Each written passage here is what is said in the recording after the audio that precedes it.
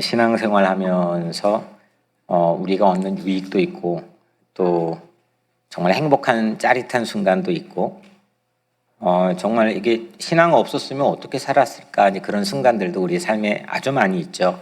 하지만 좀 감당하기가 버거운 그런 삶의 순간도 솔직히 있는 건 사실입니다. 그 어려운 일들을 신앙생활하면서 우리가 맡게 되는 그런 경우들이 있죠. 신앙생활하며 어려운 일은 정말 믿었던 친구인데 함께 동료 사역자인데 그렇게 생각했는데 그들로부터 반대에 부딪히거나 아니면 그들과의 갈등을 일으킬 때는 상당히 쉽지 않습니다. 굳이 신앙생활에 꼭 국한하지 않아도 되지만 정말 의지하고 정말 믿고 정말 함께 동역했던 사람들과의 그런 어려움들은 삶에 대한 가장 큰 도전이기도 합니다. 나아가 이런 생각 가질 수도 있죠.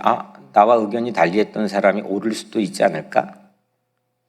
그 사람이 맞는 거 아닐까? 그런 생각이 오히려 이제 또한 우리를 위축하게 하는 순간을 지나가게 하기도 합니다. 저도 가능한 저는 여튼 다 그런 건 아니지만은 결정을 해야 되는 피치 못할 상황들이 상당히 많이 있기 때문에 그런 생각들을 좀 많이 하는 것 같습니다. 그런데 물론 이렇게 겸손한 전통 진통도 있지만 내가 다 맞는 건 아니잖아. 내가 틀릴 수 있는 가능성도 있지 않을까? 근데 이게 뭘까? 어떤 게 올바른 걸까? 끊임없이 자기를 성찰하고 또 상황 자체를 깊이 관조하고 들여다볼 수 있는 그런 좋아 보이는 겸손한 진통도 우리에게는 있지만 그렇지 않는 경우들도 우리에게 있습니다.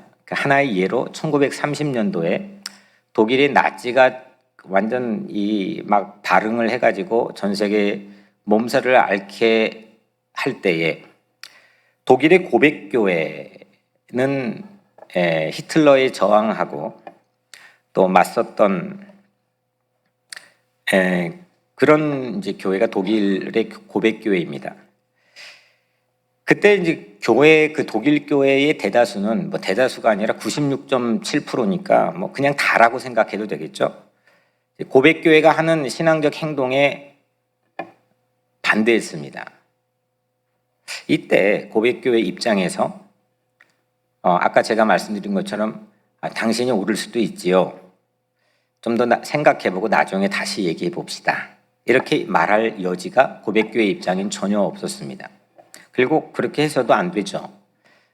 이렇게 하는 거죠. 아닙니다. 당신이 틀렸습니다. 당신들은 하나님에게서 사람들을 지금 떠나가게 만들고 있습니다. 고백교회는 이렇게 말해야 옳았고 또 그렇게 했습니다. 오늘 본문의 바울이 흡사 그런 비슷한 모습을 우리에게 보여줍니다. 누군가 반대하는 사람과 나 사이에 누가 옳은가? 이거를 이렇게 차선이 될진 모르겠지만 여튼 기나긴 인간의 경험 가운데서 무언가를 결정할 때 민주주의의 사회 제도에서 사람들이 얼마만큼 그 의견에 동의하는지 다수결인지 과연 이런 걸로 하나님의 뜻을 우리가 결정할 수 있을까? 옳고 그름을 과연 그것만으로도 역사에서 결정한 순간들이 과연 다 맞았는가?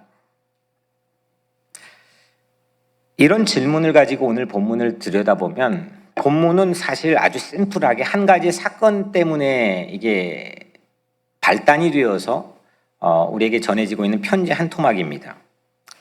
그 사건이 뭐냐면 오늘 15절에 보면 가운데 이게 부분에 아시아에 있는 모든 사람이 나를 버린 이 일을 내가 아나니, 그러니까 아시아에 있는 모든 사람이 나를 지금 버렸다. 이건 내가 알고 있다. 이겁니다. 이 아시아는 지금 그러니까 우리 지금 한국이 속해 있는 극동아시아나 동남아시아를 말하는 게 아니고 중동아시아, 터키의 서쪽을 말하고 있는데 이 바울이 가장 혼신의 힘을 상당한 기간 동안 쏟아부어서 나중에 사도행전에 보면은 그거 헤어질 때 막 그 고별 설교를 하는데 눈물이 앞을 가리는 그런 짠하는 모습을 보여줬던 에베소 교회조차도 이 아시아에 포함되어 있습니다. 근데 아시아의 모든 교회가, 모든 사람이 바울 나 자신을 버렸다, 나는 그거를 알고 있다. 이게 오늘 사건의 발단입니다. 근데 바울은 이 아시아의 모든 사람이 내게 돌아섰다고 어떻게 이걸 말할 수 있을까? 그러니까 이를테면 지금 뉴욕 우리 살고 있는데 뉴욕의 모든 이 인구가 나 조원태를 반대하고 있습니다. 이게 말이 됩니까? 이렇게 생각, 네가 뭔데? 예. 네가 뭔데? 당연히 반대할 수도 있는 거지. 아마 저를 정신병자 취급할 겁니다. 분명합니다. 말이 되지 않는 거죠. 근데 오늘 바울은 아시아에 속해 있는 모든 교회와 모든 사람들이 나를 지금 버렸다, 나는 그거 알고 있다, 이걸 이야기하고 있습니다. 그런데 이 톤을 우리가 잘 들여다봐야 되는 게, 아주 잘 아는 말씀이지만 이 톤에서 모든 물기를 다 빼버리면 아주 박제된 무미건조한 실제 바울의 의도와 바울의 냄새와는 전혀 다른 리딩을 우리가 할 수도 있거든요. 아시아의 모든 크리스천이 자신에게 등을 돌렸다라고 하는 이 바울의 목소리 톤은, 내가 사실 그거 다 아는데, 사람들 다 모두가 나를 버렸는데 그거 아는데 나 아무렇지 않아, 이런 톤이 아닙니다. 이건 아주 깊은 충격과 슬픔에 빠져 있습니다. 이렇게 말할 수 있는 근거는, 만약에 무덤덤한데 굳이 나를 부끄러워하지 말아라 라고 디모데에게 권면할 필요가 없겠죠. 바울의 모습을 부끄러워하는 모든 사람 때문에 바울이 슬퍼합니다. 아파합니다. 그럼에도 불구하고 그들이 나를 버렸다고 얘기합니다. 그러니까 이 말은 자기의 정당성을 추호도 양보하지 않습니다.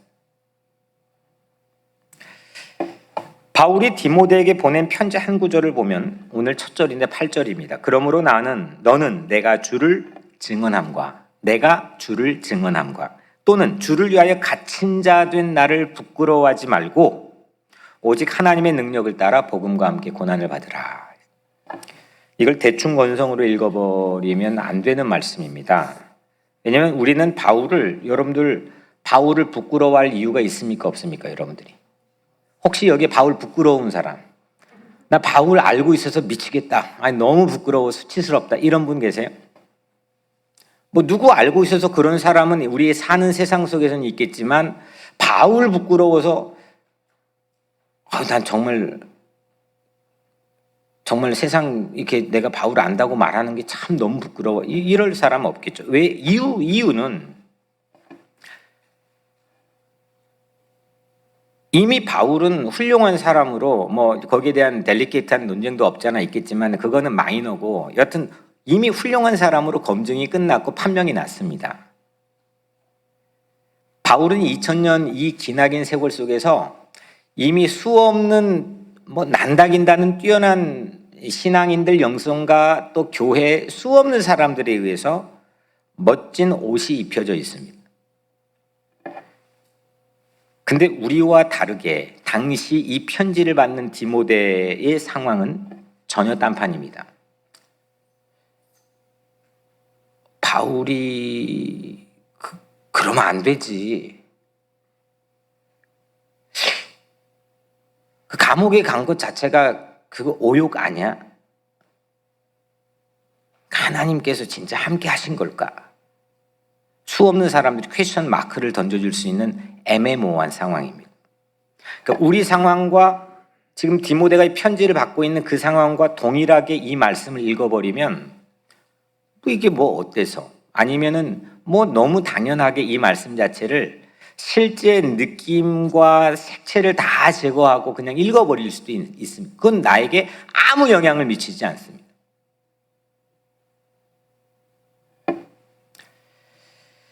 어떤 전문가는 이게 신학자는 이런 얘기까지 합니다. 디모데조차도 바울을 부끄러워할 수밖에 없는 그런 압력과 유혹을 받았을지 모른다.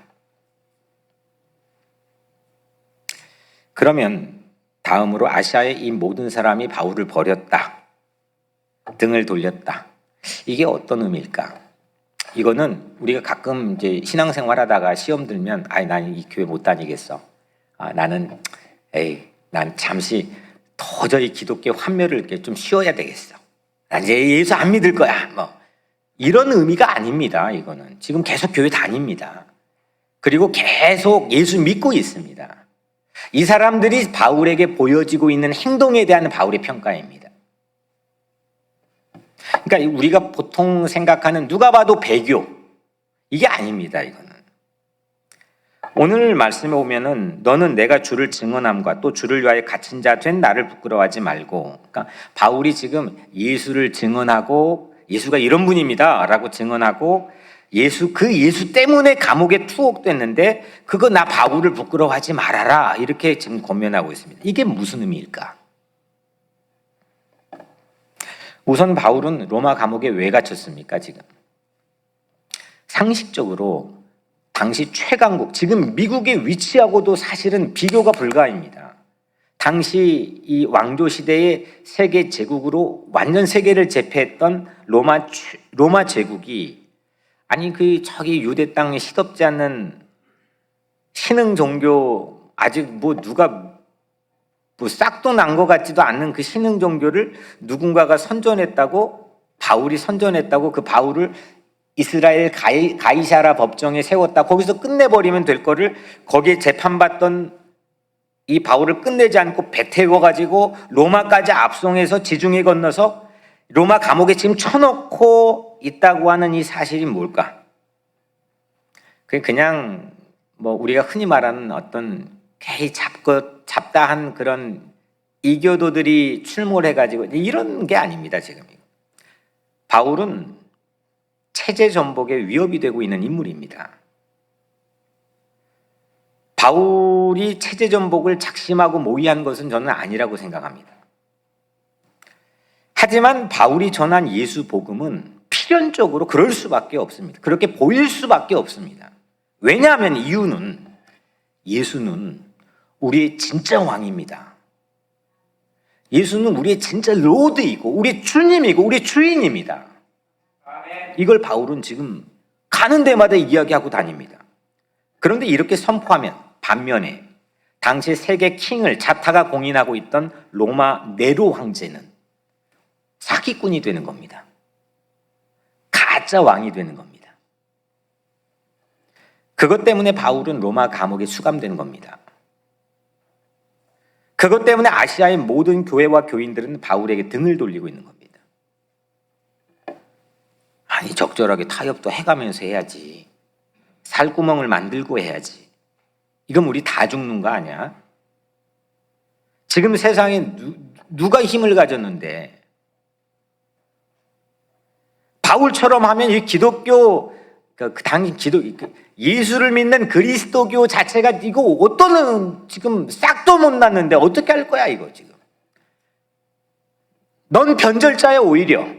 너는 방해꾼이야. 하고 등을 돌린 겁니다.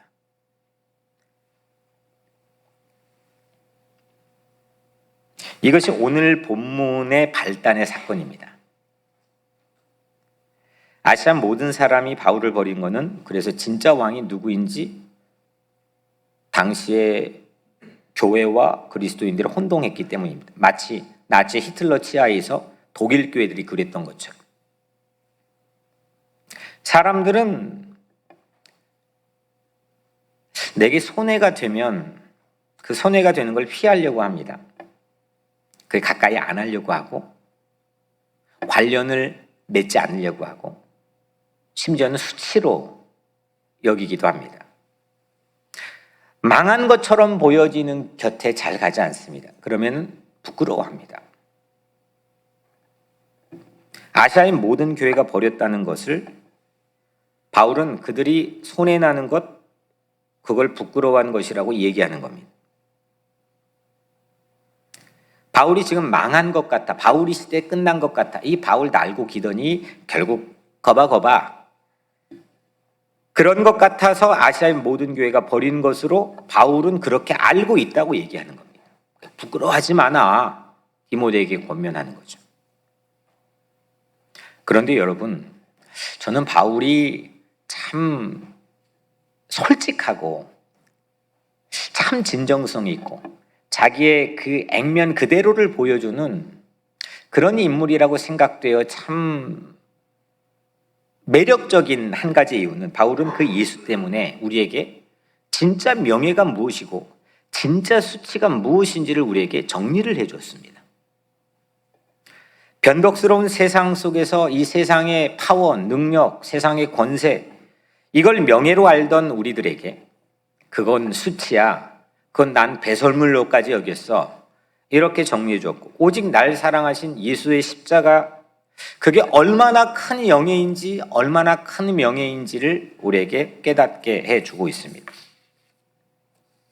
친구로 생각했는데 아시아의 모든 교회가 등 돌린 것은 바울에게는 분명한 슬픔입니다. 그냥 대충 건성으로 아는 척하며 읽으면 바울이 가지고 있는 물기가 전혀 느껴지지 않을 겁니다. 슬픔입니다. 근데 바울은 하나님의 부르심을 받은 곳이 바로 지금 내가 있는 감옥이라고까지 자랑합니다. 오늘 9절에 하나님이 우리를 구원하사 거룩하신 소명으로 부르심은 우리에게 주신 은혜대로 하심이라. 여러분들 말이 됩니까? 사람들 다 떠나고 배반도 아니죠. 등 돌리고 그 현장인 감옥, 그 감옥이 하나님이 나를 콜링한 부르심의 현장이라고 하다니, 그게 소명의 장소라고 하다니, 거기 갇혀서 뭘 합니까? 복음을 그렇게 날아다니며 전했던 바울이 거기 가다 놓으면 사면 초가로 다 막혀있는 벽인데 거기에서 뭘 할 수 있습니까? 근데 거기를 바울은 하나님께서 나를 콜링해 주신 장소라고 얘기합니다. 감옥이 은혜가 됩니다. 이게 말처럼 쉬운 겁니까? 병상이 은혜의 자리가 될 수 있다. 우리는 쉽게 이야기하고 결론적으로는 얘기할 수 있지만 수없이 신방 가도 막 아파 죽겠는데 지금 내 사느냐 죽느냐인데 그 자리가 정말 하나님이 주시는 은혜의 자리라고 생각하기가 결코 만만치 않는 일입니다. 버림받아도 카톡이 아멘 해주시네요. 버림받아도 또 아팠을지언정 흔들림 없이 바울이 꿋꿋하게 갑니다. 참 많은 걸 배웁니다. 높은 산이 거친 들이 조막이나 궁궐이나 내 주 예수 모신 곳이 그 어디나 하늘나라. 제가 어린 시절에 혼자 아무 데도 갈 데가 없을 때 학교 나왔는데 갈 데가 없는 거예요. 그 다음날 등교 시간까지 비 맞고 새벽 내내 전주바닥을 걸어 다녔던 경험들이 몇 번 있는데 그때 불렀던 찬양입니다. 저에게 너무 큰 위로가 됐습니다.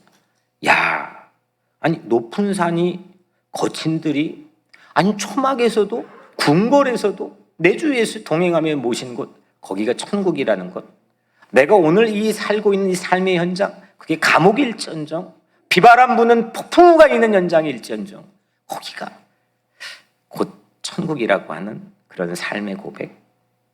야, 이거 진짜다. 여기 걸어볼만 하겠다. 단순한 위로를 넘어 내 삶의 새로운 방향을 설정해 줄 수 있는 그런 찬양이었습니다. 오늘 바울이 우리에게 그런 모습 보여주는 겁니다. 현재는 폭망한 것처럼, 완전히 망한 것도 아니고 그냥 망한 게 아니라 폭삭 망해버린 거, 폭망한 거죠. 폭망한 것처럼 보이는 자신 안에서 오히려 주님의 뜻을 자랑하고 있죠. 도리어 걸어온 과거, 이제 바울 진짜 2세로 디아스포라 이민자 2세로 파죽지세로 성공해 왔던 자신의 삶의 과거를 배설물처럼 수치스럽게 부끄럽게 여겨버리고 오히려 자기 삶의 연약함, 죄, 가시와 같은 모든 것들, 자기의 허물, 자기 정말 수치스러웠던 과거들, 이걸 주 안에서 자랑하고 내 연약함을 주 안에 자랑할 수 있는 지경으로 이 수치에 대한 개념이 치환돼 버리고 바뀌었다는 거예요. 이게 예수 믿는 거 아니겠습니까? 주를 부끄러워하지 않으면 나 자신을 나 스스로 부끄러워하지 않게 됩니다. 왜냐하면 내 안에 그 주님께서 함께 하시기 때문이죠. 바울이 감옥 안에서, 그러면 세 번째로 바울이 감옥 안에서 이렇게 자기 자신을 부끄러워하지, 죄다 나를 부끄러워한다는데 아들 같은 사람에게 정말 수치스럽지 않겠습니까? 결과가 없잖아요. 현재는 완전 폭망한 것처럼 보여지잖아요. 근데 그 감옥 안에서 편지를 쓰는데 사랑하는 아들 디모데야 하면서 자기 자신을 부끄러워하지 않는 자기 내면의 힘을 보여주고 있죠. 흔들림이 없는 그런 모습을 보여주고 있죠. 그런 척이 아닙니다. 했다가 또 나중에는 왔다 갔다 하는 게 아닙니다. 그리고 디모데에게도 부끄러워하지 말라. 이 바울이 당당함, 이게 도대체 어디에서 온 걸까? 이게 오늘의 설교의 핵심입니다. 이게 과연, 나도 그렇게 살고 싶은데 이거 과연 바울 어디에서 온 걸까? 이게 제 질문입니다. 10절에 이제는 우리 구주 그리스도 이겁니다. 예수의 나타나심으로 말미암아 나타났으니. 예수의 나타나심입니다. 나타나심은 헬라어로 에피파네이아인데 이 단어에서 교회사에서 중요한 날 하나가 결정이 됩니다. 에피파네이아, 나타났다, reveal, appear, 이 단어에서 아주 중요한 기독교의 절기 하나가 지정이 되는데 그게 뭐냐면 영어로 epiphany, 주현절입니다. 신년 초에 1월 6일이 되면 주님께서 출현했다, 주님이 나타났다, 주님이 등장했다. 동방정교에 있는 오소독스는 1월 6일을 크리스마스로 지킵니다. 주연절이 나타나심이라는 이 에피파네이아에서 왔는데 예수님의 출현, 예수님의 등장, 오늘 말씀의 제목입니다. 근데 신기한 거는 이 에피파네이아라고 하는 이 단어는 아무데나 쓰면 잡혀갈 수도 있습니다. 당시에. 에피파네이아, 나타났다는 거는 당시에 로마 제국의 엠퍼러, 황제에게만 사용할 수 있는 단어입니다. 사열을 받으면서 국빈 자격으로 방문했을 때 황제가, 아니면 왕궁에 있다가 민생 탐방이라고 하는 하나의 어떤 그럴듯한 여론 조성을 위해 자기의 삶의 모습을 대중에게 공개할 때, 아주 드물지만 이럴 때 에피파네이아라고 하는 단어를 썼던 고고학적 자료가 거기서만 발견됩니다. 아무데나 사용하면 안 되는 단어입니다. 근데 바울이 뭐라고 했습니까? 지금 에피파네이아, 이걸 어디다 붙였어요? 예수에게 붙였어요. 예수가 우리의 왕입니다. 예수가 진짜 우리의 주님이십니다. 예수가 다스리는 세상을 나는 꿈꾸고 살고 있습니다. 예수의 가치가 나를 지배하고 있습니다. 바울이 그걸 하는 거예요. 야, 이거죠. 예수가 자기 삶에 땅 하고 나타난 거예요. 왕으로. 가난하고 소외받고 고통당하고 버려짐 받는 수없는 이방인들, 수없는 이민자들, 이 사람들 편에 자기 삶의 모든 걸 걸어 던졌던 이 바울, 자기에게 나타났다는 겁니다. 그래서 나는 그렇게 예수의 출현을 맞이했기 때문에 나는 부끄러워할 일이 없다는 겁니다.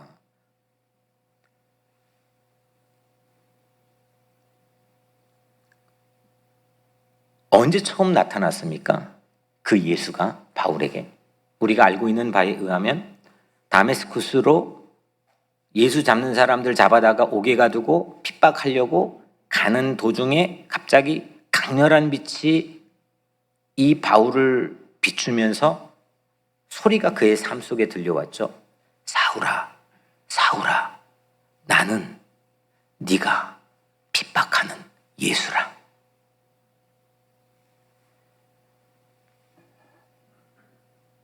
핍박했던 바울 자신의 이름을 부르면서 그분이 바울에게 나타나셨습니다. 바울이 잘할 때, 어디다 놔도 자랑스러울 때,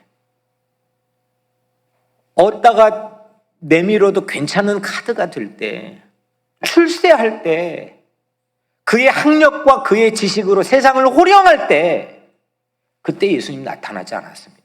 핍박하려고 할 때, 내가 너 핍박하는 예수야 하고 짠 에피파네이야 하고 나타났어요. 그거를 바울은 영적으로 해석해버린 거죠. 이분은 나에게 나타나신 게 그분은 나의 왕이다. 그분은 나의 주님이시다. 황제가 이건 사기꾼이다. 나의 주님은 고난받는 자들과 함께하고 핍박할지언정 나를 버리지 않는 그분이 나의 황제고 그분이 나의 왕이시다.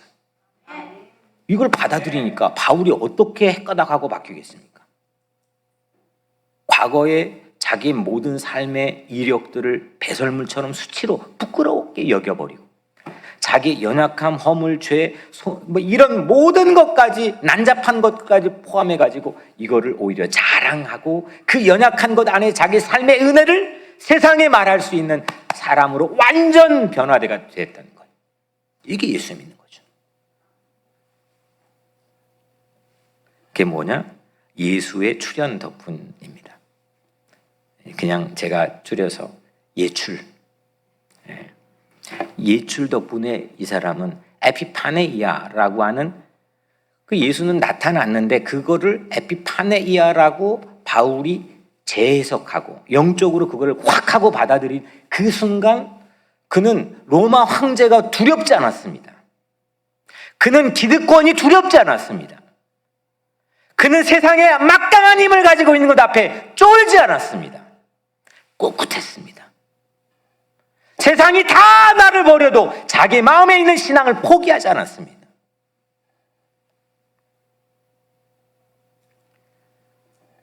예수님의 출현으로 감옥에 있어도 부끄럽지 않았고 왕이신 예수님의 출현은 그래서 이전에 사랑했던 모든 것 다 부끄럽게 여기고 이전에 수치감을 줬던 것들을 도리어 나에게 자랑하게 되는 삶으로 폭발적인 변화를 우리에게 보여줍니다. 어제 토요일 새벽 예배 후에 제가 간간히 우리 교회 양희철 원로 목사님과 이제 연세가 점점 들어가시니까 제가 이제 그 모시는 마음으로 식사를 하는데 어제 이제 토요일 새벽 예배 후에 토요일 날 안 하는데 목사님 토요일만 올 수 있다 그래서 나 어떻게 해요? 그래서 그냥 큰 맘 먹고 토요일 날 새벽 예배 끝나고 가까운 다인에 식사를 했습니다.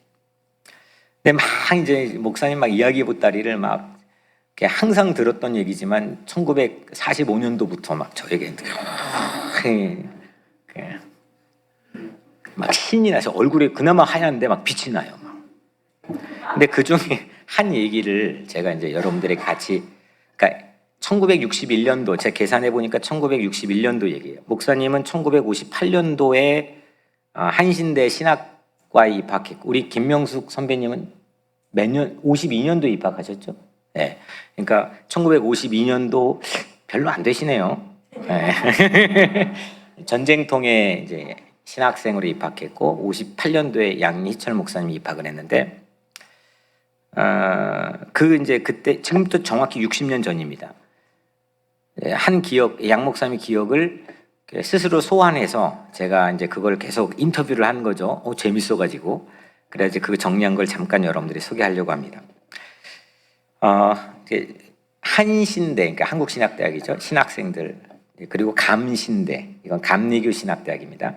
이 둘이 좀 친해요. 그래가지고 양 목사님 다닐 때 이 두 신학교가 신학생들끼리 모여가지고 거의 정기적으로 친목 배구 대회를 했대요. 그러니까 우리 때는 좀 수준 높게 축구 대회를 했어요. 감신대하고. 그런데 여기 배구 선수 없죠? 예. 괜히 제가 또 비하한 건 아니니까. 예. 네, 여튼 그런데 항상 감신대가 이겼답니다. 예. 항상 한신대가 이긴 적이 없대요. 그날 또 배구 경기가 열렸습니다. 한신대 분위기는 당연히 또다시 패색이 짙었습니다. 네, 갑자기 한 사람이 이제 그 필드에서 선수로 뛰고 있는 사람 바깥에 있는 한신대생들 앞에 딱 섰더래요. 그게 이제 양 목사님의 1년 후배, 그러니까 59년도에 입학한 김경하라고 하는 이제 신학생이 딱 하고 섰습니다. 뭘로 섰느냐? 응원단장으로 쓴 거예요. 근데 이게 워낙 쾌활하고 체격이 뭐 우람하고 아주 좋다 그래요. 그 우통을 갑자기 벗더래요. 그리고 그러니까 양 목사님이 원래 저처럼 몸치잖아요. 춤을 춰도 멋이 없잖아요. 근데 이게 막 흥이 나면 어쩔 줄을 몰라 하시거든요. 근데 이렇게 하더라고요. 아이, 걔가 막 태권도를 배웠는지 막 응원을 하는데 막 태권도처럼 막 했다는 거예요. 어제 그러시더라고.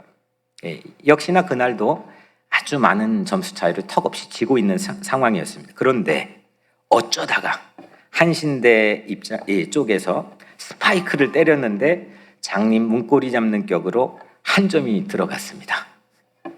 그때 응원단장이 갑자기 뭐 얼굴 표정이 바뀌더니 막 신나가지고 막 나는 거예요. 나는 안 봤지만 양 목사님 표현이에요. 그러니까 이 태권도의 응원을 뛰어넘어가지고 뭘 하는지 미친 듯이 막 고래고래 소리를 지르면서 혼신의 힘을 다해서 사생결단하고 응원을 하더라 이거예요. 그래서 한신대 응원이 앉아있는 단원들, 신학생들도 신나게 호응을 했겠죠. 근데 응원덕이었는지, 그러니까 이건 양 목사님 버전입니다. 응원덕인지 기적같이 내리 15점을 내리 땄더라. 그날 경기에서 한신대가 처음 이겼답니다. 양 목사님 경험 안에서. 그 후 양 목사님 경험 안에서 한신대는 감신대를 다시 이긴 적이 없답니다. 딱 한 번 이겼다는 거예요. 제 아내가 휴경여중 응원단장 출신이거든요. 그래서 옆에 학교가 외대가 있는데 거기 맨날 가서 이제 그 외대 대학생들에게 거기 외대 여러 가지 그 응원단들이 있을 거 아니에요. 거기서 배웠다 그래요. 이제 제가 오래전 들은 얘기인데 응원단장의 역할, 양 목사님이 소개했던 김경아라고 하는 59학번 한 신학생의 응원단의 역할. 그 60년 지났는데도 막 신나가지고 야, 그 이겼다 이거예요. 근데 그 응원단장 김경아 때문에 이겼다는 거예요. 그 응원단장의 역할, 이건 무시하지 못할 결정적 역할을 합니다. 관중이 있고 없고가 경기력에 얼마나 영향을 미치는지는 그냥 개념적으로는 알았지만 우리는 팬데믹 이전에는 사실 알죠. 왜냐하면 관중이 뭐 경기가 한다면 열리는 거니까. 하지만 팬데믹 기간 동안에는 무관중 경기라는 게 생겨났습니다. 미국 메이저리그도 막 사진 관중석에다가 괜히 유명한 사람 사진 놓아두고 폼을 잡는데 관중이 없습니다. 이번 도쿄올림픽도 무관중 경기입니다. 그런데 이 팬데믹 시대를 지나오면서 우리가 한 가지 놓친 거는 야, 이게 관중이 있고 없고에 따라서 선수들의 경기력이 차이가 날 수 있는 거구나. 이를테면 작년 4월에 여기 성도가 한 명도 없고 성도가 있는 척하고 저는 열심히 혼자 설교를 3개월을 했습니다. 강 목사님이 그래서 아멘 좀 가끔 해줘. 그래가지고 둘이 하면서 진짜 있는 것처럼 신나게 했는데 여러분들이 없으면 저도 없는 겁니다. 아무리 좋은 설교를 나를 새서 준비해서도 여러분들이 오늘 제 사는 삶에 대한 이유와 근거를 제시해 주는 거죠. 응원단장이라고 하는 것, 그 관중들의 분위기를 이끌어주는 응원단장의 역할이라는 것, 이거 양 목사님 버전으로 전 전적으로 동의합니다. 결정적입니다. 제가 이 팬데믹 그 시대를 지난 1년 반 가까이 지나오면서 여러분들이 수차례 강조했고 뭐 강조를 안 해도 제가 거의 거기에 필이 꽂혀가지고 1년 반 동안 정말 베레벨 걸 다 해보려고 했습니다. 뭐 하여튼 뭐라도 뭐 막 풀빵 장사를 하든 뭘 하든 그게 뭐냐, 사기와 기세입니다. 작년 4월에 딱 치는데 방법이 안 보이고 사람들은 우왕좌왕하고, 그때 제 마음속에 주신 생각 하나는 흐름을 놓치진 말자. 성도들의 사기나 기세를 꺾는 순간은 내가 이게 댐이 무너지는 상황이라고 비견하고 그건 막자. 그렇게 생각을 했습니다. 흐름이 중요합니다. 여러분들 잘 될 때는 바람 타면 됩니다. 그냥 가만히 책 읽으면서 바람 타면. 근데 역풍이 불 때는 노젓는 사공의 기세가 중요합니다. 그 기세가 꺾이면 아무것도 안 되는 겁니다. 그냥 소용돌이 치고 길을 잃어버립니다. 우리 응원단장은 저는 오직 예수 그리스도임을 믿습니다. 예수님의 출현, 나에게 나타나신 예수님, 내가 혼자 있을 때도, 버림받을 때에도, 내가 아플 때에도, 길이 안 보일 때에도 나에게 출현해 주신 그 예수님, 그 예수님의 출현이야말로 우리 각자의 사기와 기세를, 그 볼륨을 무한대로 높일 수 있는 유일한 길이라고 저는 확신합니다. 여기에는 지금 정말 죽고 싶다가 아니라 난 죽을 거야 라고 생각하고 손을 내밀고 상담을 요청했던 교우도 있고, 지난 1년 반 동안 이렇게 멀게 리뷰를 해보면 지나간 얘기니까 그렇지 정말 순간순간이 숨 막힐 듯 치열한 어떤 삶의 현장, 뭐 배불러가지고 할 것 남겨놓고가 아니라 그냥 이거 끝나면 나는 끝나는 거라고 생각하는 그런 교우들의 삶의 모습들을 가까이에서 지근거리에서 목격했습니다.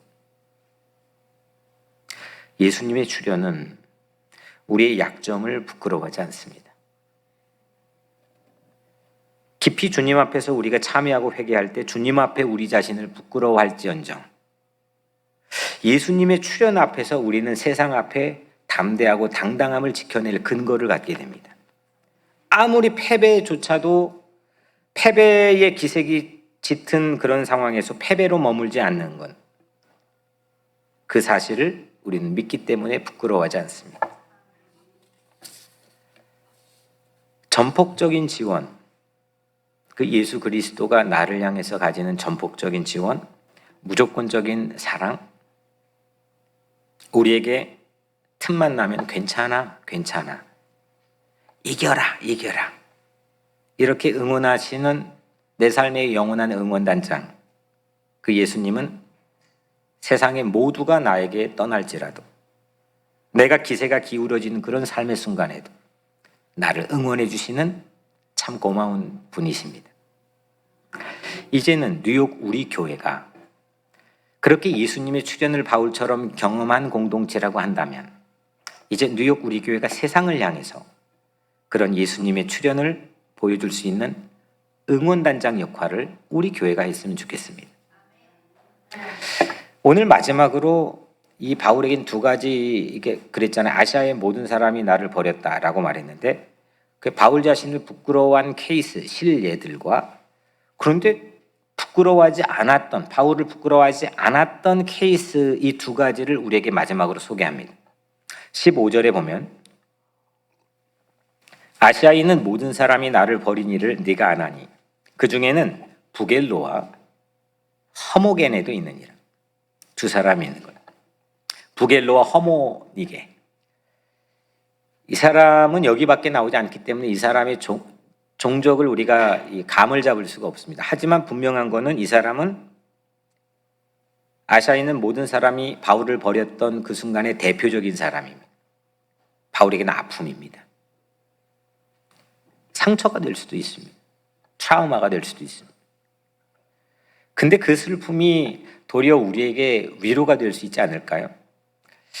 성도들과 간혹 신앙생활하다 보면 우리는 그런 착각에 빠집니다. 초대교회 사도들과 성도들은 실패가 없어. 그냥 하는 사람들을 하는 것마다 능력을 나타내고 마치 인간이 아닌 초인적인 모습을 보여주는 것처럼 우리는 각색된 그 초대교회 모습을 가지고 있을지도 모르겠습니다. 그런데 오늘 바울은 우리가 흔히 말하는 성공을 하지 못했습니다.